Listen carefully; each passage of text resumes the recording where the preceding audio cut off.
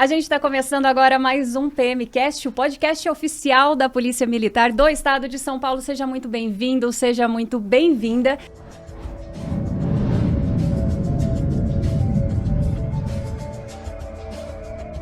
E hoje aqui a gente traz um assunto interessantíssimo. Você vai conhecer mais sobre o GAT, essa unidade da Polícia Militar. A gente vai falar de negociação, vai falar de esquadrão antibombas. Quem vai falar com a gente sobre esses assuntos todos é o Tenente Laio. Ele é comandante da equipe do esquadrão de bombas do GAT. Mas antes da gente começar, vamos agradecer a Carijó Filmes, ela que está cedendo aqui esse estúdio pra gente. Muito obrigada por essa parceria. Comando, seja muito bem-vindo aqui ao nosso programa. A gente está muito feliz de receber o senhor aqui. Bom dia, Patrícia. Bom dia, pessoal da Carijó. Estamos à disponibilidade dos senhores aí. O senhor, então, é comandante do Esquadrão de Bombas do GAT, é isso? Exatamente. Para a gente começar, como que estrutura o GAT, né? Dentro da estrutura Polícia Militar, onde é que está o GAT ali? Certo. O GAT, hoje, ele está incutido, então, dentro do policiamento de choque, no 4º Batalhão de Policiamento de Choque, tudo bem? O 4º Batalhão hoje é dividido entre 6 companhias, sendo 3 companhias COI e 3 companhias GAT, tudo bem? Hoje, o GAT ele é formado, então, pela 4ª, 5ª e 6ª companhia do 4º Batalhão de Choque. Essas companhias são divididas em 4ª companhia, Sniper e Negociação, 5ª companhia, na qual eu comando as equipes, que é o Esquadrão de Bombas, e 6ª companhia, que é a Unidade de Intervenção Tática. E quando a gente fala de GAT, é Grupo de Ações Táticas Especiais. Exatamente. Como foi que surgiu essa unidade dentro da PM? A necessidade dessa unidade, ela surgiu em meados de 87, com um caso que teve um caso chamado caso Tabata.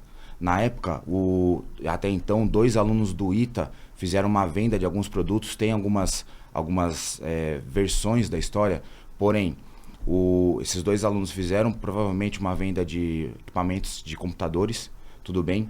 E na época, o comprador ele não realizou o pagamento. Então, esses indivíduos foram e pegaram o filho do então comprador como refém, tudo bem? Na época, nessa ocorrência, teve a participação da Rota, tudo bem? Diante de várias horas já de negociação, a Rota acabou entrando com o então capitão Conte Lopes. Os indivíduos acabaram resistindo ali à atuação e vieram a falecer. Na época, infelizmente, esse bebê acabou sofrendo ali um dano com a faca, saiu vivo, porém sofreu um dano com a faca, tá? Para a época, foi o que foi possível realizar, porém, não foi a contento. Então a PM ela verificou a necessidade de criar um grupo especializado nesse tipo de crise, tudo bem? Então no final ali do ano de 1987, então foi criado ali um pequeno grupo com 5 oficiais que começaram a estudar e verificar a necessidade de um treinamento específico, de um treinamento rígido, de equipamentos específicos, armamentos específicos. E aí foi dado início no GAT. A gente já vem entrevistando outras unidades especializadas da Polícia Militar e sempre que a gente fala nessa questão da criação, é sempre um evento que a Polícia Militar ela pega e ela fala como eu vou aprender com isso e como eu vou melhorar o meu trabalho em cima disso. Sim, né, claro. Aqui nós percebemos que durante a história vários eventos foram acontecendo e tais eventos eles vão trazendo a evolução, principalmente no Grupo de Ações Táticas Especiais. Então a gente foi tendo vários eventos durante toda a história que a gente foi evoluindo, foi verificando a necessidade de um treinamento específico, de um trabalho específico para acompanhar a criminalidade, acompanhar a sociedade. E hoje como que é o treinamento de um policial do GAT? Tá. Hoje o policial do GAT, de todas as companhias, ele tem tanto a parte de treinamento físico, que é exigido nosso, ele tem a parte de treinamento também técnico na sua modalidade. Então, a negociação ela vai ter ali todo o estudo, todo o preparo para fazer a parte da negociação, vai ser exposto a casos reais, exposto a casos não só do estado de São Paulo. Então nossas equipes de negociação, elas pegam estudos de caso por todo o Brasil e internacional e aplica ao nosso treinamento. Isso se aplica também à parte do Esquadrão de Bombas, na qual nós temos contatos com policiais, tanto brasileiros quanto internacionais, e vamos trazendo outras realidades e aplicando. E a parte da unidade de intervenção tática é a mesma coisa. A gente trabalha ali com ocorrências, então, com refém, ocorrências com pessoas com propósito suicida, e em diversos tipos de cenário, diversos tipos de respostas. Afinal de contas, cada ocorrência nossa é um tipo de ocorrência. Não tem um padrão. Cada ser humano ele é uma caixinha de surpresa. Então, ora, quando a gente acha que está seguindo por um caminho, aquele indivíduo toma um outro caminho. Quando a pessoa ela está prestes a se entregar numa ocorrência de refém, por exemplo, ela desvirtua. Uma ocorrência com uma pessoa mentalmente perturbada, ela está quase se entregando e do nada aparece um personagem na cabeça dela que não tem a explicação exata e aí volta todo o processo de negociação desde o início. E quais são, durante esses treinamentos, né? Porque o policial, ele não vai só passar por um treinamento quando ele entra na unidade, ele passa por esse treinamento constante. Quais são aí o ápice, assim, no esgotamento físico, esgotamento psicológico, como que isso é trabalhado dentro do policial da unidade? Certo. Cada alternativa, ela vai ter uma demanda específica, né? Então, por exemplo, a negociação, ela vai trabalhar nesse ápice, a gente fala que o ser humano, ele tem uma pirâmide de necessidades, que a gente chama de pirâmide de Maslow. A gente trabalha muito na base, que as necessidades essenciais, ou seja, descanso, alimentação, água. Se a gente começa a retirar tudo isso, fica mais difícil a concentração, fica mais difícil o pensamento, a tomada de decisão. Lá nós geralmente trabalhamos muito com essa questão do que? Arrancar todas as necessidades básicas. Tudo bem? Necessidades básicas. Então o policial ele vai trabalhar muitas vezes esgotado, porque não são raras as vezes que a gente trabalha num regime de 24 horas e chega 5 horas da manhã, faltando 2 horas para passar o serviço, sendo que o policial teve uma série de funções durante o dia, treinou, correu, treinou fortalecimento, treinou a parte técnica, ele está totalmente esgotado e às 5 da manhã aparece uma ocorrência a 500 quilômetros de São Paulo, na qual o nosso policial vai de viatura. Então o GAT ele atua no estado inteiro, não é? O GAT atua no estado inteiro. Por vezes nós conseguimos ter o apoio de aeronaves, dependendo do horário, e por vezes vai por terra mesmo. Então esse policial ele teve o dia todo extenuante e chega ao final do dia ele vai pilotar 4, 5 horas, isso verificando como está a ocorrência, na atenção da ocorrência, pensando quais são as possibilidades. Então a gente trabalha dessa forma nos treinamentos. A equipe de negociação ela é colocada ao extremo dela, seja mulheres, nós temos mulheres, temos homens na nossa unidade, então as mulheres a gente trabalha com algumas ofensas que são coisas que acontecem no dia a dia, ofendendo ali a pessoa, ofendendo o tipo de sexo dela, para o quê? Para ela manter o foco. A unidade de intervenção tática, a gente trabalha com o nosso operador totalmente equipado numa situação de que seja calor, seja frio, seja por vezes molhado, que várias vezes a gente aconteceu de estar numa ocorrência, se está chovendo não tem como ser retirado. Então assim, a gente trabalha toda essa parte. O esquadrão de bombas, a gente trabalha ali com equipamento que ele gira de 30 a 40 quilos a mais do equipamento. Então a gente é exposto esse indivíduo, é exposto esse policial a toda essa condição, frio, sono, não alimentado, para que na hora da decisão realmente ele já esteja habituado a esse tipo de situação, esse tipo de cenário.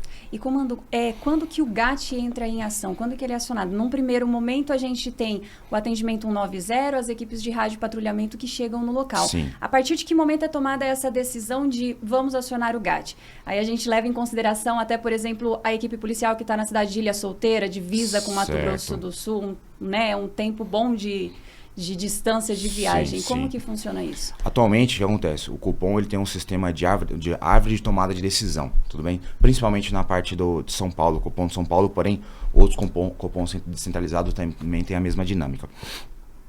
Quando uma ocorrência ela chega no rol, seja ela ocorrência com refém, ocorrência com pessoa com propósito suicida armado, seja ela arma branca ou arma de fogo, ocorrência com explosivo, ocorrência de ações terroristas, ou algumas muito complexas, por vezes, quando essa ocorrência chega, já nos gera uma pré-ocorrência. Então, não são raras as vezes que essa ocorrência ela ainda está sendo despachado para a área e já chegou ao oficial do GAT. Ah, entendi. Não são todas, tudo bem? Mas já houveram ocorrências que, por exemplo, o Copom ainda está despachando, mas como gerou uma pré-ocorrência, o próprio policial do GAT às vezes fazendo contato com o oficial, com o sargento ou cabo ou soldado que esteja na área, fala, ó, como está a situação dessa ocorrência de refém? E às vezes o Copom não chegou a pagar a ocorrência para ele, por essa tomada de decisão. Mas, retirando essa parte da árvore de tomada de decisão do Copom, Uma vez que chegou essa ocorrência, o policial chegou na área e foi confirmado, realmente, tem um indivíduo com propósito suicida, chegou, tem um indivíduo ali com refém ou com explosivo, automaticamente ele faz contato com o Copom. E hoje também a gente tem a facilidade de que, como nós temos policiais advindos de toda a área de São Paulo e de outras regiões, os policiais já trabalharam com muitos outros policiais. Então, por vezes, também tem um contato direto, já para antecipar, a gente está tendo uma ocorrência assim, até mesmo inicialmente por uma instrução, Sim. uma orientação. Aí nessa orientação a gente fala, opa, peraí, é uma ocorrência da nossa pertinência. E a gente já passa tudo que o policial deve tomar, as medidas iniciais de controle e condução da crise, e já orienta ele quais são as necessidades, e enquanto isso a gente vai preparando toda a nossa equipe para fazer o deslocamento. Então os senhores estão sempre em contato com as equipes que estão lá naquele atendimento? Sempre em contato, seja por aplicativo de telefonia, a gente está sempre em contato, através de mandando imagens, mandando orientação, porque a gente sabe que tem muitos assuntos que não são corriqueiros a todos os policiais. Com certeza. Durante o período de formação nós temos ali uma noção de tudo, né? A gente tem um mar de conhecimento com 10 centímetros de profundidade. Então, na medida do possível, a gente orienta, fala o que deve ser feito e, principalmente, o que não deve ser feito. E como chegar rápido nesse local? Então, né, como eu citei o exemplo lá, a cidade de Ilha Solteira. Sim. Como chegar rápido? Qual o meio de transporte do GAT para isso? Hoje, nosso meio de transporte principal são as viaturas leves, né? Então, são as viaturas 4 rodas. Hoje, nós temos algumas viaturas, algumas cidades do interior que, dependendo do horário, caso o Águia tenha campo para voar, certo. a gente tem uma quilometragem mínima que a gente consegue adequar ao Águia. Hoje, um pouco mais de 150 quilômetros praticamente, a gente consegue atuar com um Águia. Por questões de que tem toda a parte da aviação, de ter que pesar os equipamentos e tudo mais. Então, dependendo da distância, por vezes, apesar do trânsito, ainda assim a gente consegue chegar com a viatura leve mais rápido.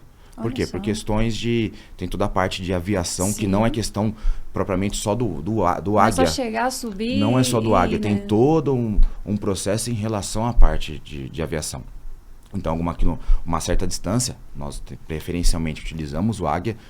Não havendo, é um período de noite, ou por vezes o Águia está sendo utilizado para outras missões, viatura 4 rodas e vai orientando o tempo todo. O senhor comentou aí de unidade de intervenção tática. Certo. O que seria essa unidade? Tá.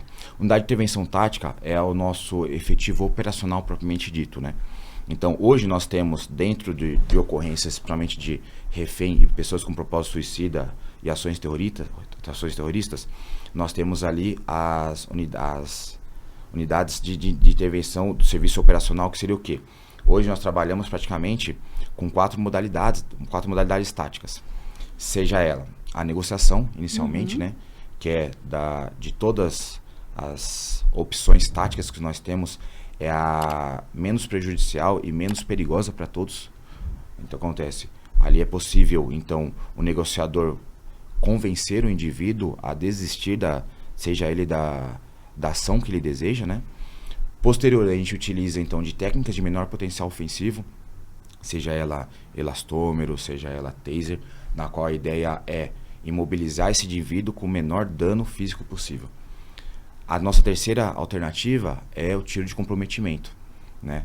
Isso, ele gera danos, porém, ele ainda tem uma grande segurança para o operador tático. E, por fim, tem a entrada tática propriamente dita. Essa entrada tática, quando não há possível ou devido à condição não é possível utilizar o tiro de comprometimento, ela é a situação mais perigosa para ambos os lados. Porque o indivíduo está acuado, ele está dentro de uma residência, ele está dentro de um comércio, e ele está, por vezes, preparado para tudo. Sim. Então, nessa aqui, a nossa unidade de intervenção tática, ela tem o risco para ambos os lados. Seja o indivíduo realizar um disparo, realizar um avanço com faca, realizar um início de um incêndio, por exemplo, se ele tiver com faca e com utilização ali de materiais inflamáveis. Então, é uma modalidade que ela arrisca para os dois lados. Então, a nossa unidade de intervenção tática ela é formada ali por escudeiros, por assalto, pelo líder. O que seria o assalto? O assalto é aquele indivíduo que ele vai adentrar ao ambiente confinado e ele vai procurar o infrator e vai, por vezes, ou imobilizá-lo, ou, por vezes, havendo a necessidade, até mesmo pode acabar neutralizando ele.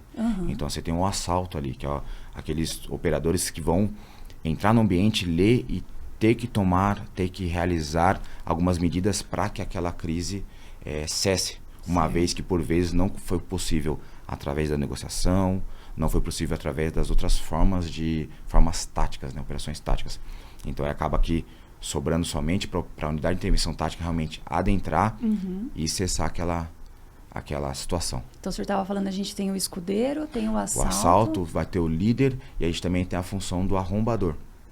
O arrombador hoje, ele é o quê? A principal função dele, abrir uma brecha onde não há. Então, a função dele principal é abrir uma brecha onde não há. Por exemplo, São Paulo, ele tem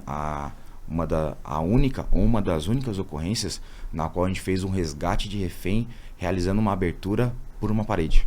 E como foi essa ocorrência? Com utilização, o indivíduo ele estava dentro de um cômodo, mantendo a esposa, a namorada como refém, porém era um cômodo fechado, não tinha janela e somente tinha a porta.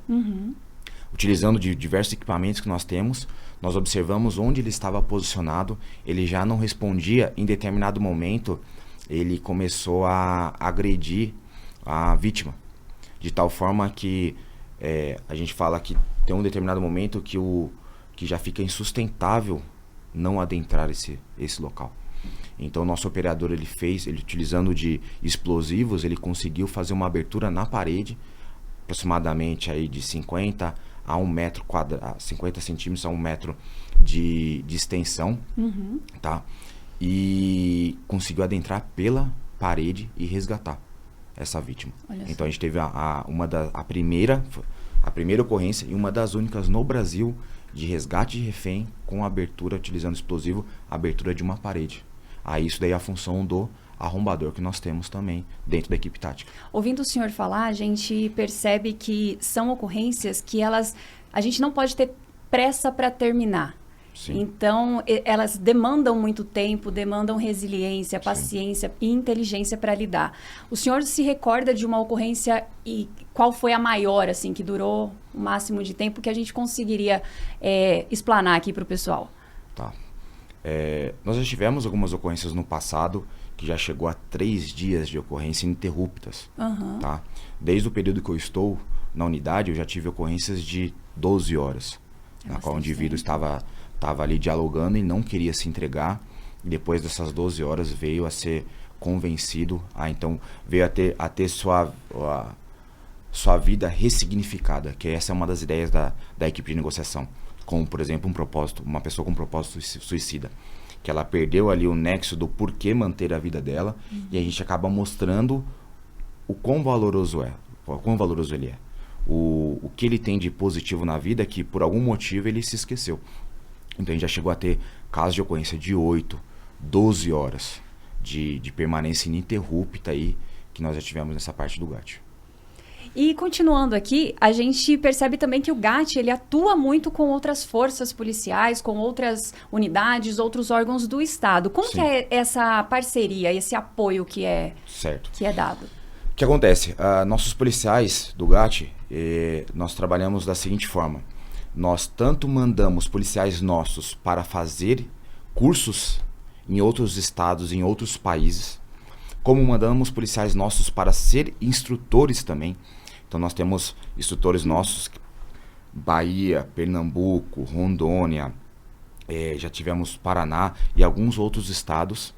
E também temos a parte do retorno desses policiais também. Então esses policiais vêm até nosso estado, seja realizando um módulo, o curso deles. Por exemplo, já tivemos alguns módulos de curso de explosivista, curso de operações especiais de outros estados, que eles fazem um módulo na qual eles acham pertinente o GAT passar. Eles trazem, ficam uma semana, ficam um certo período. Além disso, também fazemos visitas técnicas, ou seja, trazemos efetivos prontos, né? Ou seja, efetivos formados, não alunos, efetivos formados, para fazer uma troca de figurinha. E essa troca de figurinha, ela propicia então um network gigantesco, porque São Paulo tem uma realidade, São Paulo, em questão de ocorrência, é gigantesco, realmente. Porém, nós sabemos que tem peculiaridades em todos os estados. Tivemos, por exemplo, no Mato Grosso, tivemos algumas peculiaridades de desinteligência entre fazendeiros, na qual eles utilizaram certos tipos de materiais explosivos diferentes do nosso estado. Sim. Então, esse network fornece o quê? Conhecimento de causa de outros tipos de ocorrência. E nisso a gente vai trocando figurinha, vai verificando formas de trabalho diferentes. Hoje, aqui no estado de São Paulo, a gente trabalha muito com a Polícia Federal, principalmente na questão do aeroporto. Então, o aeroporto a gente sabe que é competência do COT, porém, a gente sabe que o COT, estando em Brasília, por vezes, até havendo uma ocorrência de refém, algo do tipo, dentro do aeroporto, nós temos a equipe de pronto emprego da Polícia Federal, o GPI aqui no estado de São Paulo, e que a gente consegue trabalhar junto até a chegada do COT. Nós tivemos algumas operações junto com o GAECO, tivemos algumas operações até um tempo atrás, junto com o GAECO, para a parte de mandar de busca e tudo mais. Então, nisso a gente vai fazendo esse network, tendo uma troca de figuras com o pessoal. Com relação a esse intercâmbio entre países, né? Quais países hoje a gente pode destacar Certo. que tem a maior interação? Hoje, nossos principais países, nós tivemos agora no mês de junho, julho, tivemos 2 operadores que foram para a SWAT dos Estados Unidos. Então, eles ficaram lá 2 semanas. Hoje no Brasil são poucos operadores que têm esse curso. Nós mandamos operadores para Espanha, nesse ano mandamos operadores para Argentina, além dos países aqui do Brasil.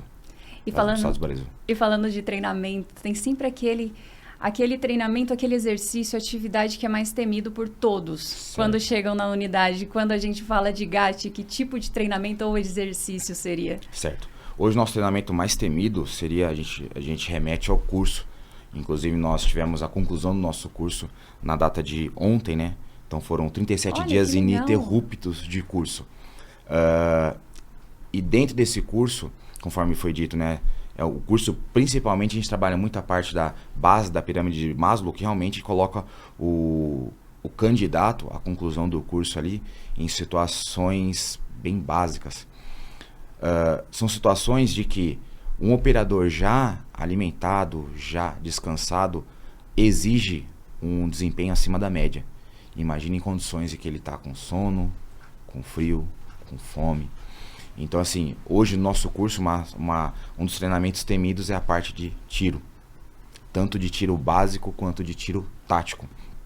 Por que é um exercício tão dificultoso, né, que a gente tem? E é exigido tanto nessas condições adversas ao policial. Porque no GAT a gente não tem a possibilidade do erro. Então, um disparo errado, em vez de acertar o infrator, acerta a vítima. Sim. Então, assim, é inaceitável. Um disparo errado pode vir a acertar o infrator e ricochetear na vítima. Então, pra gente não por mais que possa soar como um acidente, no GAT não é permitido o acidente. Então, nossa parte de tiro, seja tiro básico e tiro tático, é destemido por todos, porque no curso ele chega a representar coisa de 30% da saída dos alunos. Então, ali é uma das coisas mais temidas realmente, porque o indivíduo ele já não está pensando, a visão já fica turva, ele está com fome e ainda assim é exigido um alto desempenho dele. É exigido que ele não erre. Então, ali é o ponto ápice do nosso curso. E existe como que a gente pode... Equipamentos que não podem faltar dentro da equipe lá do GAT, seja na equipe de negociação, equipe antibombas. Certo. O nosso operador hoje, de ambas as companhias, ele tem a possibilidade de personalização dos equipamentos dele. Porque cada operador é um operador. Que nem hoje nós temos na equipe tática, nós temos operadores que trabalham, por exemplo, com altura, operações em altura. Então, para esses operadores, exigem, por exemplo, alguns equipamentos básicos que ele necessita, por exemplo, para um rapel emergencial. Então, hoje, cada operador ele vai ter, lógico, o kit básico dele, vai ter a parte de APH, vai ter o armamento mínimo exigido. Hoje, na parte de equipe tática, a gente trabalha sempre com, no mínimo, dois armamentos, um armamento longo, um armamento curto. O esquadrão de bombas ele vai ter todo um equipamento ali com relação à parte de explosivo, seja um seja ali um tipo de alicate específico que não gera estática, seja um tipo de acendedor, seja um tipo de acionador que é exigido. Afinal de contas, chegar em Ribeirão Preto, chegar em Presidente Prudente e lembrar que você esqueceu de um acionador. Não pode. Não pode. E a equipe de negociação é a mesma coisa, o sniper é a mesma coisa. O sniper ele tem que, por vezes, se colocar numa posição em que não é visualizado. Então ele tem meios. Porém, apesar disso tudo, cada policial ele vai acabar tendo seu equipamento. Tem o mínimo exigido, o torniquete, o mínimo exigido, mas cada operador ele trabalha de uma configuração totalmente diferente. Comando, vamos falar agora de ocorrências? Então, Claro. A gente fala de negociação, que é um assunto que gera muita curiosidade nas Certo. pessoas. Quando que começa, né? Quando que se inicia essa negociação em uma ocorrência? Certo. Na verdade, a atuação ela inicia com o primeiro interventor, né? A gente comenta que o primeiro interventor ele não é o negociador, tudo bem? Por quê? Em tese, ele não vai ceder nada para esse indivíduo. Inclusive, não é nem aconselhável essa parte de concessão de qualquer coisa. Por quê? Se a gente concede, por exemplo, uma garrafa d'água, a garrafa d'água ela está dentro da necessidade básica dele. Então, provavelmente esse indivíduo, depois de 3, 4, 5 horas dentro de um veículo, dentro de uma empresa, ele vai começar a ter aquelas necessidades. Então, uma vez que ele tem essas necessidades, a gente consegue trabalhar com isso.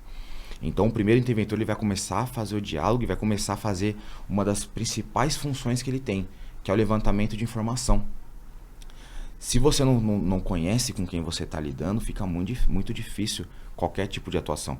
Por vezes o indivíduo ele pode estar pedindo um familiar dele e a gente acha que esse familiar é um ponto positivo e às vezes ele quer tomar uma decisão diferente com esse familiar. Então o primeiro interventor ele vai fazer toda a coleta de informação, familiares, observar quais assuntos que esse indivíduo fica incomodado. Às vezes fala do filho, fala da esposa, fala da mãe, observa que aquele indivíduo ele recua. Em contrapartida, às vezes você fala dessas mesmas pessoas, ele fica agressivo. Então, uma vez que fez essa primeira intervenção, esse primeiro raporte com esse indivíduo vai transmitir para toda a equipe do GAT e aí então a gente vai fazer o deslocamento. E chegando lá, essa equipe de negociação ela tem duas possibilidades. Ela tem uma possibilidade de manter esse primeiro interventor, uma vez que ele já tenha conseguido um raporte, tenha conseguido um vínculo com esse indivíduo muito bom. Então é possível mantê-lo, lógico, sendo subsidiado. Uma coisa que é importante observar, todo mundo quando olha o negociador, ele acha que ele é um conversador. É aquela pessoa que tem uma facilidade. Mediador, de repente. Um mediador, que tem um jogo de cintura. Porém, a negociação ela não é uma conversa. Ela é uma ciência que a gente trabalha psicologia, antropologia, religião, diversas temáticas para direcionar, né? A nossa negociação, ela chega a vir da negociação comercial e aplicada ao nosso dia a dia. Então a ideia ali é o quê? É você convencer através de diversas técnicas. Nós temos mais de 30 técnicas que são utilizadas para ressignificar esse indivíduo, a identificar o que ele realmente quer. Então, numa crise, em qualquer crise, o que acontece? Todo indivíduo ele quer algo. Então, por exemplo, um indivíduo que ele pegou alguém como refém, se ele solicita, por exemplo, um colete balístico, ele não quer o colete, ele quer a segurança de sair vivo. Se ele quer um veículo, se ele quer, às vezes, uma água, não é pela água, é pela necessidade dele de hidratação. Então, uma vez que a gente identifica isso, a gente utiliza todas as técnicas para aí sim falar assim, se você quer um colete, peraí, você não precisa do colete. Porque você vai com o GAT, você tomando cumprindo o que a gente está combinando aqui, a sua vida é garantida. Porque o objetivo é sempre preservar a vida, né? O objetivo é preservar a vida. Só que, lógico, se ele é um criminoso, ele é um criminoso, ele vai ser tratado como um criminoso. Ele não vai simplesmente sair num helicóptero. Então, assim, porém, a vida dele vai ser garantida. As condições ideais ali de direitos humanos vão ser preservados dele. Então, ele vai sair com... Apesar de, ele cometeu um crime, já tivemos ocorrências na qual o indivíduo ele acabou realmente ceifando a vida de alguém. E apesar de acontecer isso, nosso operador ele trabalhou com todo o profissionalismo.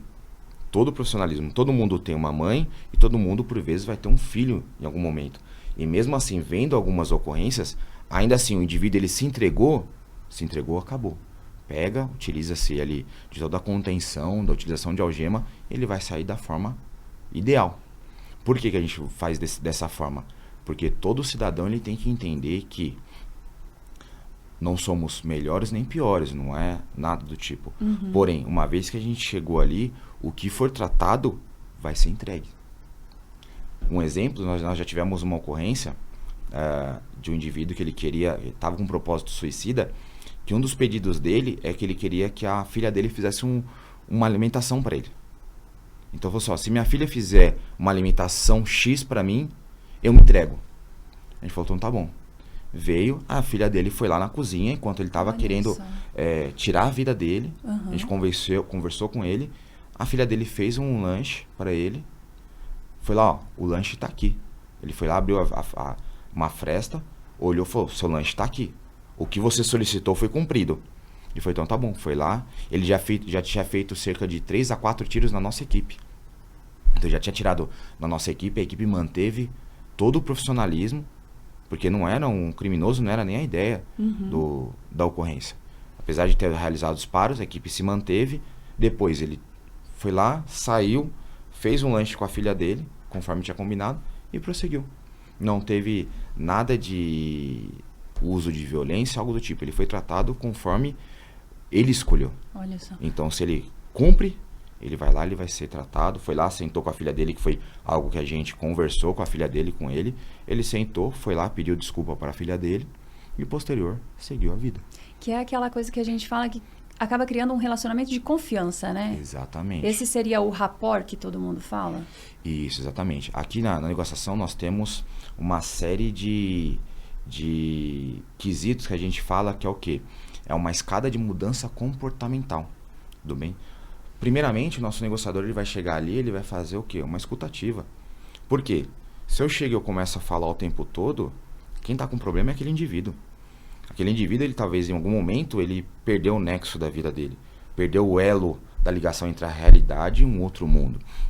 Então a gente tem que entender quais são as reais necessidades dele. Então, por que ele quer a família dele para ver? É para pedir perdão?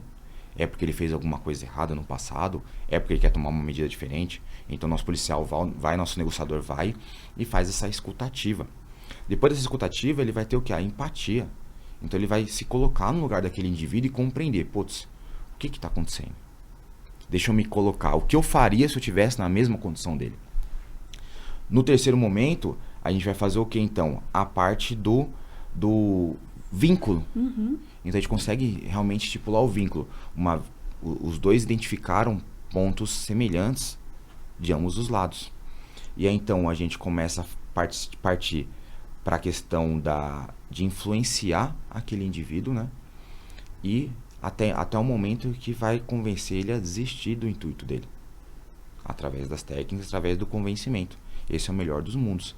Então o indivíduo ele foi lá, falou tudo o que ele sentia, ele viu que tem outra pessoa que entende, se coloca no lugar dele, foi lá, conseguiu realizar o vínculo, depois ele começa a influenciar, sendo direcionado, sendo mostrado o que é a vida para ele, até o momento que realmente ele desiste, e aí ele tem a condição de manter o rumo da vida dele. Esse é o melhor dos mundos pra gente. São todos os casos que acontecem? Não. Tem pessoas que por vezes têm mudanças psicofisiológicas dele. Então que fogem, utiliza de medicamentos, são questões já do ramo da psiquiatria, que realmente ele foge totalmente da normalidade. Então, para esses casos, aí o GAT vai trabalhar o quê? Nossa maior missão, manter vidas. Então, por vezes, a gente tem necessidade de atuar de uma forma diferente, mas sempre buscando manter vidas. Sim. Até agora a gente falou da negociação com um indivíduo, né? Seja ele criminoso, seja ele com propósito suicida. Como que é feita a negociação quando é um grupo de indivíduos envolvidos nessa ocorrência? E teria alguma ocorrência desse tipo para o senhor trazer aqui para gente? Certo. Hoje, a nossa equipe de negociação, ela conta com quase 7 funções.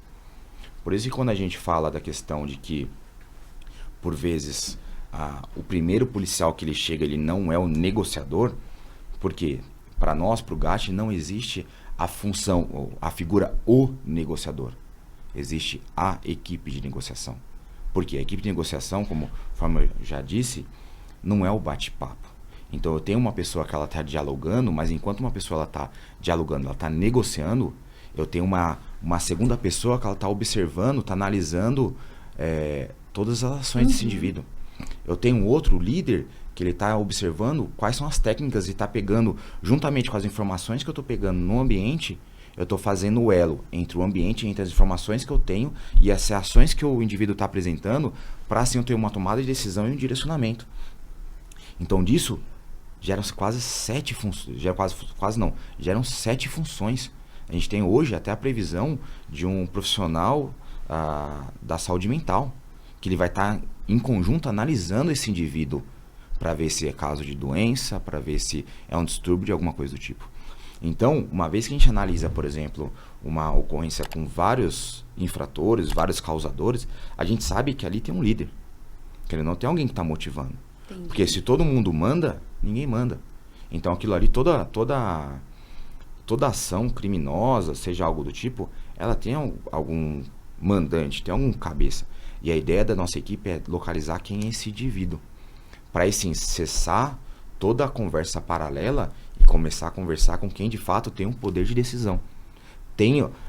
Quem de fato é aquela pessoa que ela tem o dom do convencimento dos outros. E tem alguma ocorrência que o senhor consegue trazer aqui pra gente e falar como que foi que os senhores conseguiram identificar quem era esse líder?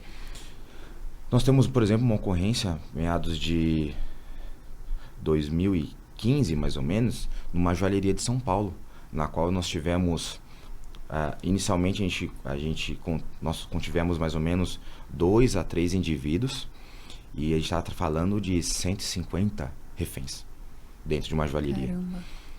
Lógico, a partir do momento que a gente chega, já vai ter alguém que vai se expor.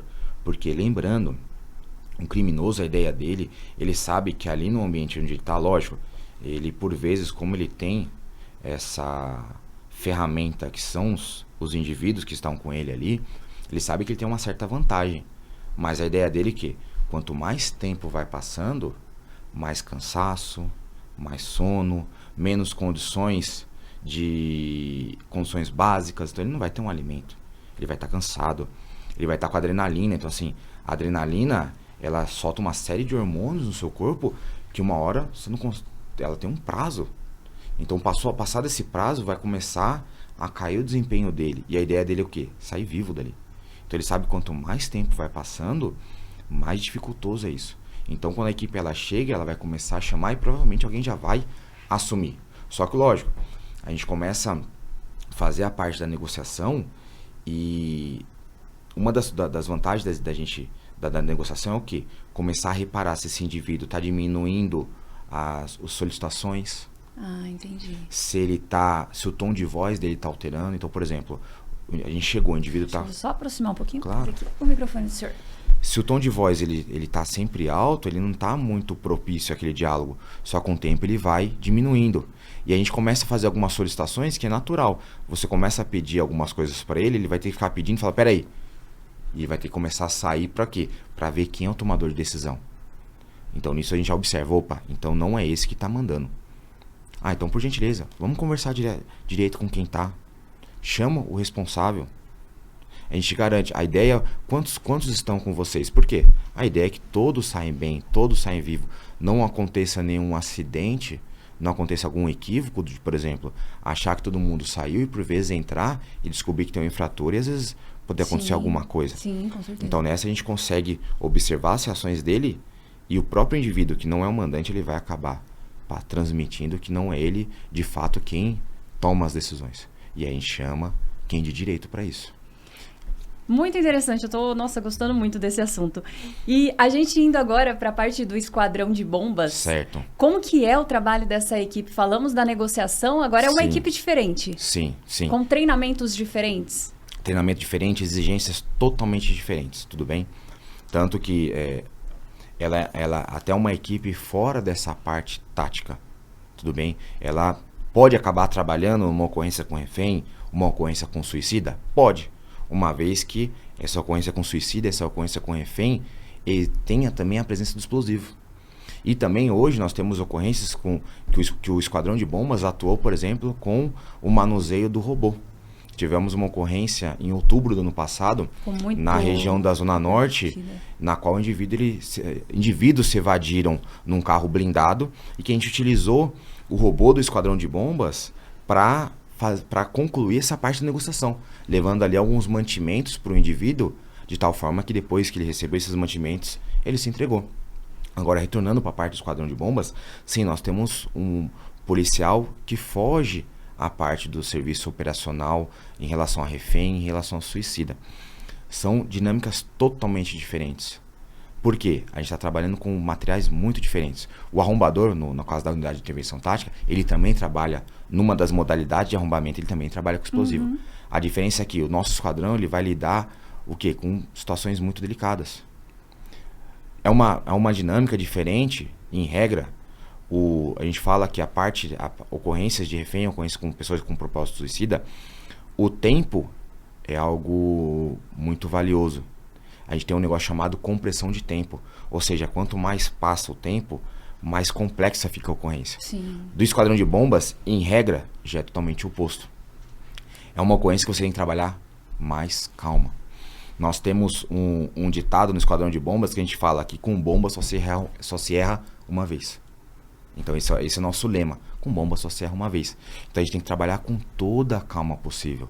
Lógico, se o indivíduo porventura ele está com um artefato explosivo junto com ele, é uma dinâmica. É uma dinâmica totalmente diferente. A gente vai trabalhar de forma ágil, porém de forma segura. Porque a preocupação do operador do Esquadrão de Bombas com ele? Não, é a preocupação com o próprio indivíduo. A gente está falando de vidas. Hoje a gente vai trabalhar com traje antifragmentação, a gente vai trabalhar com robô. O traje antifragmentação é aquele que coloca, ele é bem grande. Exatamente. Parece ser um calor danado lá dentro. Exatamente. A gente... Na cabeça. Uma forma de visualizar muito fácil, né? Um astronauta. É a forma mais fácil de visualizar. Se assemelha ao traje do astronauta. A gente está falando de um traje que ele gira em torno de 35 a 40 quilos. Olha só. A mais do que o policial. Ele tem um sistema de refrigeração, mas por vezes é insuficiente. Então, assim, ali o policial chega a perder muito peso, né? E hoje uma ocorrência de Esquadrão de Bombas, a gente fala aí brincando, no mínimo 1 hora e meia. Por quê? A condição do traje, por ser pesado, por ser rústico, ele não é um traje que ele facilita tanta movimentação. Então, o que é fácil para ajoelhar para uma pessoa comum, aquele traje é mais difícil.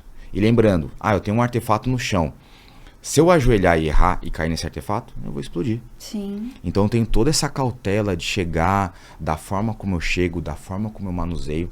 É um traje que, por exemplo, a gente não trabalha com luvas, apesar de ter. A gente não trabalha com luvas, apesar de ter. Por quê? A gente tem que ter a sensibilidade de trabalhar, de manusear. Porém, a gente fala que a gente sempre trabalha equilibrando segurança e efetividade na ação. Então, se eu coloco uma luva, por exemplo, eu aumento muito a segurança. Só que a probabilidade de eu manusear de forma errada e explodir é grande.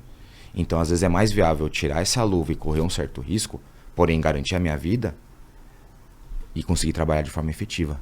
Então, o esquadrão é um mundo totalmente à parte dentro do GAT. São situações extremamente complexas. Hoje no Brasil nós já tivemos diversas ocorrências, em São Paulo nós já tivemos diversas ocorrências, desde localização de artefato, desde resquícios de artefatos em áreas bancárias, carro forte. Essa semana nós tivemos aí um evento envolvendo artefato explosivo no interior, que um veículo acabou pegando fogo com diversos explosivos. Então assim, é um mundo totalmente à parte, exigências diferentes. Não é que todos os GAT têm, todos nossos operadores no GAT, eles têm a mesma importância. Cada um tem uma exigência diferente. Horas tem exigências mais físicas, horas tem exigências físicas e mentais, horas uma mental muito forte, mas que o físico, se não estiver bem, fica prejudica o mental. E o esquadrão de bombas também não é diferente. Exige tanto a parte física para sustentar um traje desse, sustentar o que a gente fala, alguns equipamentos, por exemplo, a gente tem um braço manipulador robótico, que é um braço que ele varia ali até 3 metros, que esse policial, além de estar trajado, ele vai com esse braço, ele pega esse artefato, ele tem que segurar esse artefato até eu chegar no local de segurança. Porque se escorregar, se cair, se ele resolver desmaiar, vai gerar um dano. E ali, além dos 35 quilos de roupa, também tem o do artefato, que seria do braço mecânico. Do braço mecânico vai dar na média de uns 3, 4 quilos mais ou menos. Ah, ele é mais leve. Mas mais ainda assim leve. São quase 40 quilos. Exatamente. E a coisa mais. em 10 minutos é uma coisa. Exatamente. 2 horas já começa a mudar. 3 horas, isso além também temos equipamento de raio-x, que tem um peso dele. Que são todos os equipamentos que a gente utiliza para subsidiar até a tomada de decisão do técnico explosivista para ver o que ele vai fazer. Dentro do esquadrão de bombas, a gente tem várias possibilidades do artefato explosivo. Desde a gente fazer a desativação desse artefato, ou seja, somente separar ali o sistema de iniciação dela, para que a gente estude qual que é a ideia que foi feita aquele artefato, até a parte de uma neutralização, até, enfim, realizar a destruição.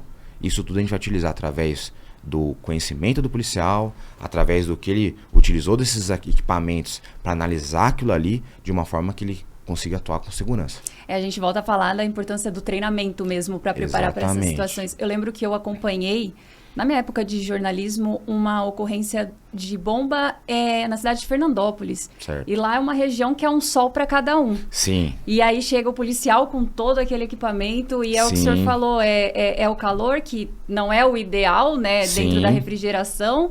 E tudo isso ele tem que lidar com essas condições que vai alimentando o psicológico também. Sim. É um treinamento constante mesmo.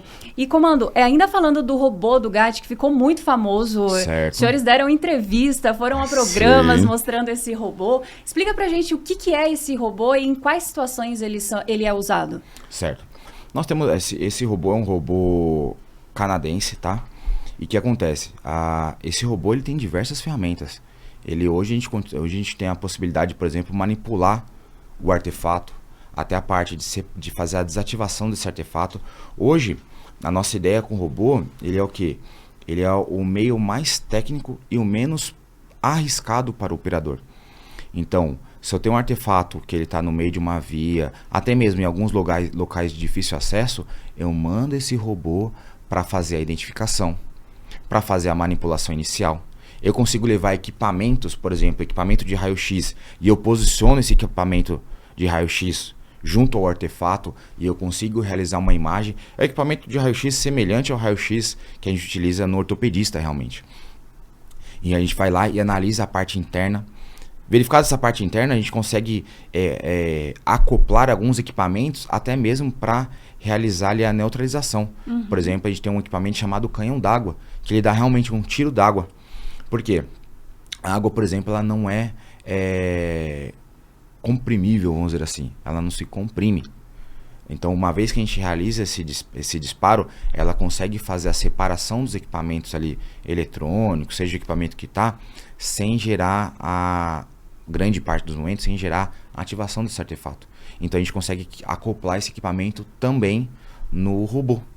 E, logicamente, a gente acaba conseguindo utilizar ele de uma forma indireta, não é a forma propriamente dita que ele foi construído, mas a gente consegue utilizar ele até mesmo no arrasto de policial. Ele consegue carregar um certo peso, dependendo de alguns robôs. A gente tem robôs que em São Paulo a gente não tem, mas como a gente faz curso em outros lugares, a gente já verificou robôs que ele chega a carregar mais de 100 quilos.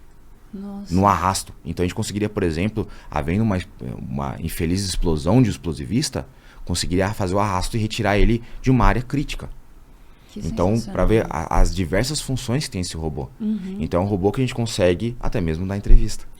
Ele tem um sistema de alto-falante, ele tem um sistema com câmera, então a gente consegue observar a situação, onde está, a gente consegue levar equipamento, a gente consegue manusear de uma forma que o explosivista, de uma forma que o operador, de uma forma que o negociador se mantenha em uma condição totalmente segura e distante. E nós temos também os atiradores Certo. do GAT. Seriam os snipers ou qual? Explica pra gente esse termo, né? Se tá correto, como que é? Sim, são os snipers, né? A gente fala, conforme o COI, ele vai ter também ali os operadores, os atiradores deles, né? Aham. E nós temos nossos snipers. Hoje, esse sniper, ele é um operador que ele, em regra, ele é um indivíduo que já fez o nosso curso de ações táticas especiais e, preferencialmente, ele já teve uma experiência na parte tática, porque ele tem que compreender como essa equipe se desloca no ambiente.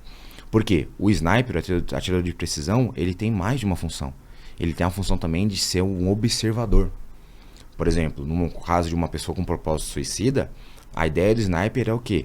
Ele vai observar e subsidiar toda a equipe tática. Vai subsidiar a equipe de negociação. Por quê? Por vezes a equipe vai estar, por exemplo, atrás de uma porta. E esse atirador de precisão, ele vai conseguir se mobilizar, por exemplo, a 30 metros, observando esse indivíduo através de uma janela, através de um outro ambiente. E ele vai conseguir ver as reações desse indivíduo e, através de radiocomunicação, ele vai passar. Vai passar onde esse indivíduo está, como ele está reagindo, se ele realmente tem se é um causador com refém, se está com refém, se não está. Então tem as diversas funções. Então ele é um indivíduo que ele vai ser pego, então, na medida do possível, da equipe tática. Nós temos também, por vezes, policiais de outras alternativas que também tiveram a oportunidade, através da meritocracia, ele se mostrou ali um indivíduo que tem uma facilidade com armamento, que tem uma assertividade com esse armamento. Então ele faz parte de um processo seletivo interno nosso, vai passar por um estágio de quase 2 anos para ele ser considerado pronto. Ele vai em diversas ocorrências, ver como é a atuação, vai ser exposto a treinamentos e, em determinado momento, ele também vai fazer o curso de atirador de precisão. Seja ele, já tivemos curso na nossa base e já tivemos curso até a Polícia Federal. Hoje, inclusive, a gente está nessa semana com 2 operadores nossos fazendo parte de um simpósio, de um congresso no Rio de Janeiro, no BOP do Rio de Janeiro. Que legal. Tem nessa troca de informação. Sim. Com operadores da Polícia Federal, operadores de outros BOPs, operadores da Polícia Civil. Então, depois desses 2 anos, aí sim esse operador vai estar pronto para atuar. Então, ele é um indivíduo que ele tem uma facilidade, tem um gosto, tem uma visão diferenciada, já trabalhou na parte tática, então ele entende. Por quê? Ele também cabe à segurança da nossa equipe tática, da nossa equipe de negociação, do gerente, cabe a esse atirador de precisão. E ele tem que saber o momento exato, né? Ele está observando tudo de longe, a negociação, exatamente, como está ocorrendo. Exatamente. Ele, por vezes, ele tem ali... A gente chega em algumas ocorrências que ele tem a possibilidade, então, ele tem a autorização de uma atuação, conforme ali a necessidade, conforme a determinação do nosso gerente da crise, que é, em regra, é um oficial do quarto de choque, um oficial do GAT, conforme é designado pelo nosso comando de policiamento de choque. Mas, em regra, é um oficial nosso. Então, por vezes, ele vai ter a possibilidade de atuar. Só cabe a ele ver se tem condições, ver se, por vezes, um disparo em um vidro, se vai chegar no objetivo e não vai ter um desvio. Isso tudo é treinado diariamente. Isso que eu ia perguntar. A gente vê em filme, série de TV, tem que ver a posição do vento, a velocidade, sim, o que ele vai ter de obstáculo pelo caminho. Tudo isso realmente faz parte do treinamento do sniper? Realmente faz parte. A gente faz disparos em distâncias diversas, em situações diversas. Distância a gente fala de quanto, mais ou menos, de um atirador de precisão? Hoje o atirador ele chega a tirar dependendo 1 quilômetro. Caramba, muito Porém, o que a gente trabalha, a gente não chega... O nosso operador, ele trabalha hoje, ele vai realizar disparos a 100 metros, a 200 metros. Lógico, hoje nós temos uma média, mais ou menos, que dentro de São Paulo. Nosso operador... São Paulo é um mar de prédios, né? Então, por vezes, a distância é um pouco menor. Porém, o nosso policial ele treina a distâncias maiores a distâncias menores. Treinam com munições diferentes. Porque a ideia do atirador é o quê? Havendo a necessidade de um disparo de comprometimento, que a gente fala, essa munição ela tem que parar no objetivo e pronto. Ela não pode dar nenhum ricochete. Ela não pode se desviar. A ideia nossa é o quê? É realmente neutralizar aquele indivíduo de tal forma que ele não tenha nenhum resquício de movimento para que essa vítima saia ferida. Por mais que uma ocorrência complexa, às vezes um pequeno corte de faca seja plausível, para nós não é aceitável. Essa vítima ela tem que sair ilesa, 100% ilesa.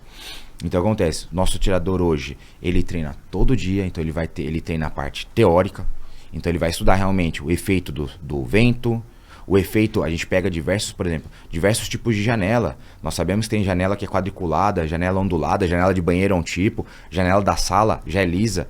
Nossa, material, é muita coisa que é muita tem coisa. que Janela analisar. temperada, tipos de temperamento de janela.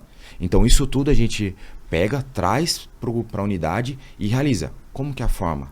Ah, se eu der disparo, vai para um lado, vai para o outro, que tipo de munição é necessária? E além do mais, vai ter hora que esse indivíduo ele vai estar a 30 centímetros. Sim. Em 30 centímetros, a trajetória da munição é uma, a 1 metro já é outra.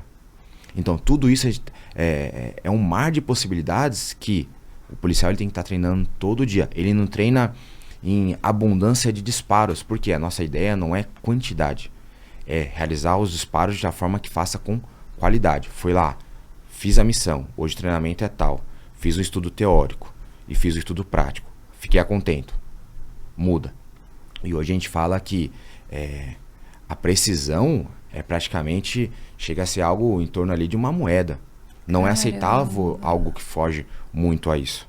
Por quê? Realmente... Uma moeda de 5 centavos, R$1. Dá menos que uma moeda de R$1. Olha só. Por quê? Tem que ser um tiro preciso.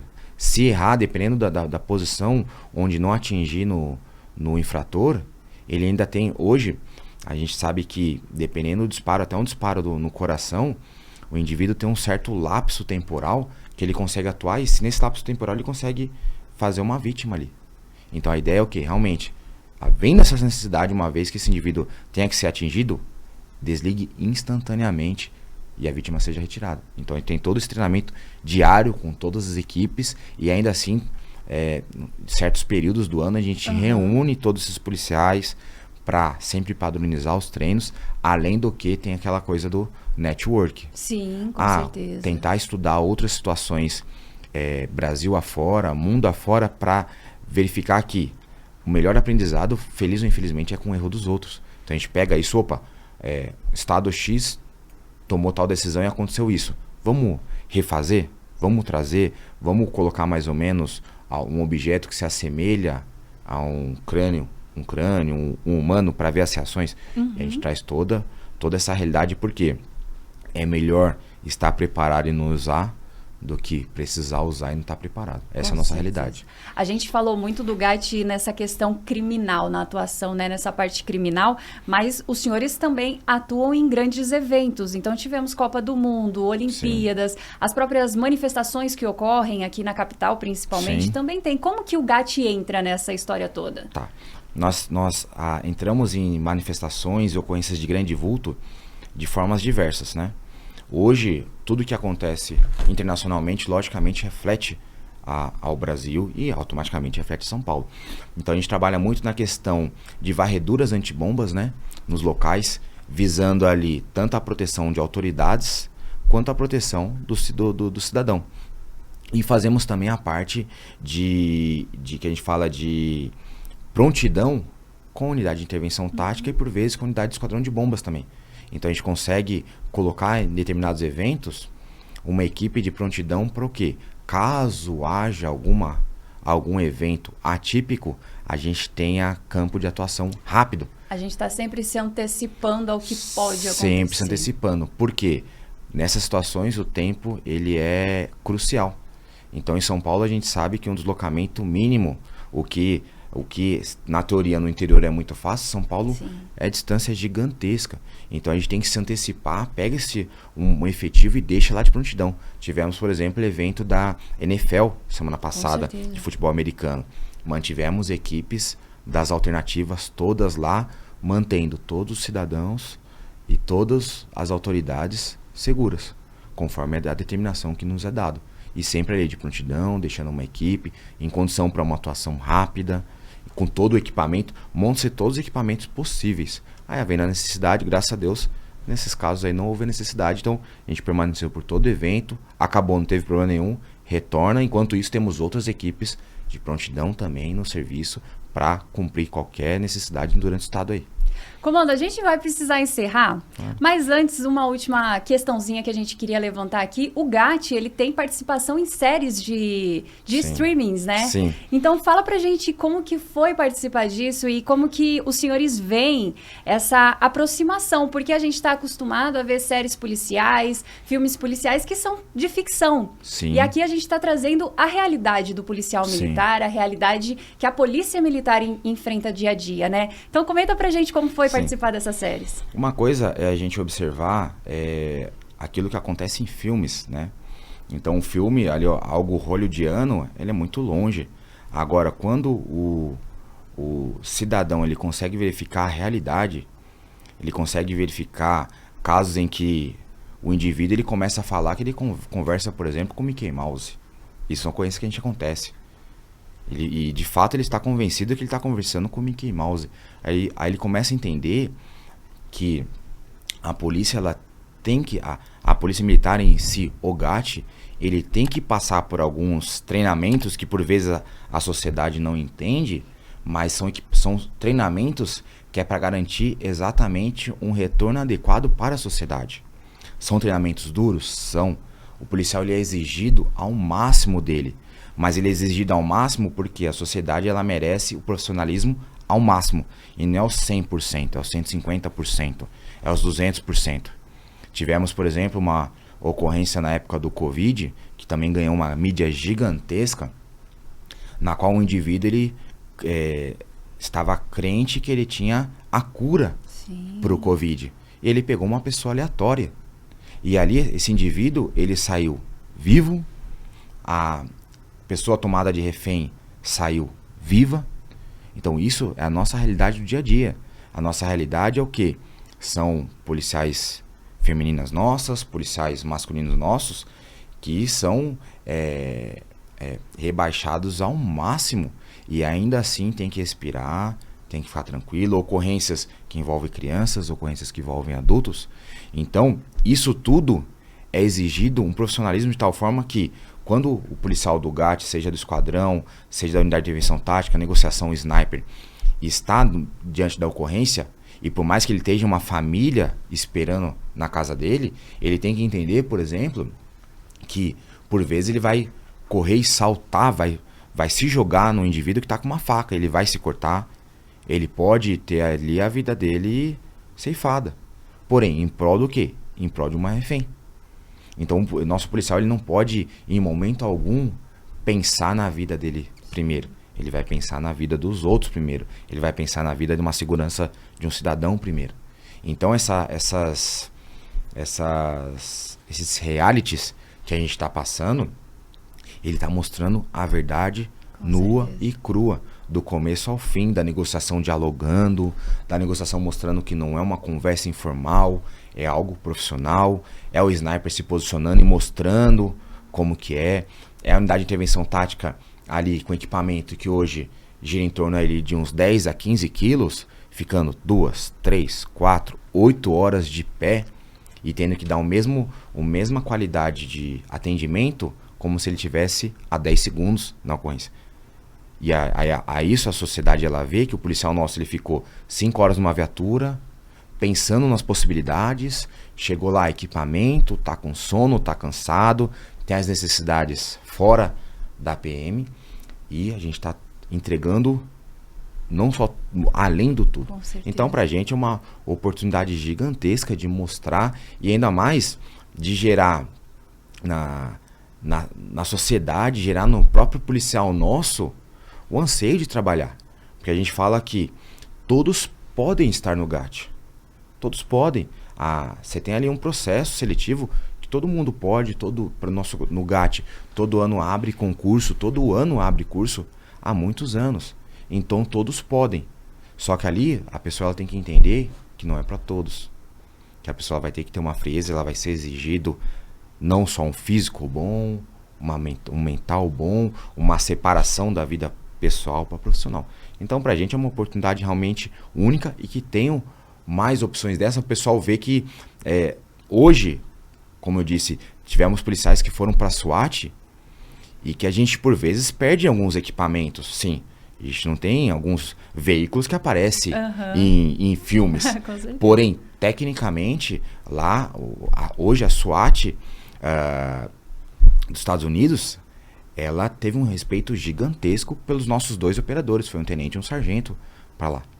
E teve uma admiração gigantesca, porque eles sabem que tem muitos casos, só que a gente já chegou a atender mais de 30 casos em um mês. A gente gira em torno de ocorrências... por dia, praticamente. 1 por dia. A gente já chegou a ocorrências do Esquadrão de Bombas a ter quase 600 ocorrências no ano. Mais de 2 por dia, e não é região de São Paulo. É sempre interior. Então isso é o tipo de policial que a gente está tendo, e dessa forma a gente mostra e até convida as pessoas, vem conhecer, vem entender o que é o GAT, vem entender o que é o curso. O curso vai ser difícil, vai ser extremamente difícil, porém é um serviço diferenciado posterior, não melhor nem pior, somente diferenciado. E é legal o senhor trazer esses números, né? Mais de 2 ocorrências com bombas, sim. 30 ocorrências por mês. Porque às vezes a gente não tem conhecimento disso que sim. acontece. E acha que só acontece lá no outro país, ou só acontece da forma como vê na TV. Sim. E não, tá aqui na nossa casa, né? Tá aqui, exatamente. Acontece. Comando, muito obrigada pela participação, adorei a conversa. Eu vou deixar o espaço aberto aqui para o senhor, então. Sim. A mensagem que o senhor quiser encerrar tá aberto para o senhor. Bom, o GAT, em princípio, agradece a oportunidade. Já convido a sociedade, convido os policiais militares a ir visitar nossa unidade. Nossa unidade vai estar sempre de portas abertas. Estamos 24 horas por dia, 7 dias da semana, à disposição. E para os policiais, principalmente, a nossa tropa hoje, o GAT, ele trabalha em função dos senhores. Então, nós somos uma tropa de apoio dos senhores. Observou, está com dúvida, há necessidade, não tem hora para chamar, não tem distância. Tem a questão somente do deslocamento, porém, nós trabalhamos única e exclusivamente para os senhores. Em princípio é isso. Muito obrigada. A gente conversou com o Tenente Laio, do Grupo de Ações Táticas Especiais da Polícia Militar do Estado de São Paulo. Se você ainda não segue as nossas redes sociais, é só procurar lá por @PMESP de Polícia Militar do Estado de São Paulo. A gente se vê na próxima.